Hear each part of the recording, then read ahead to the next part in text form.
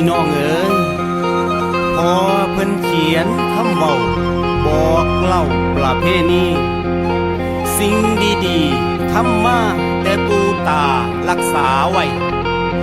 ถึงเดือนหกเฮาได้เตรียมบังไฟเอามาจูดเป็นการเตือนบอกให้แผนได้ทรงน้ำฝนหลายลื่นล้นคนมามวนขบวนเสง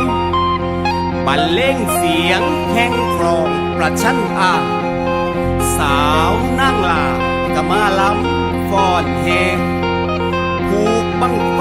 ใส่แคร่หามแล้วแฮไปเด้อพี่น้องเด้อ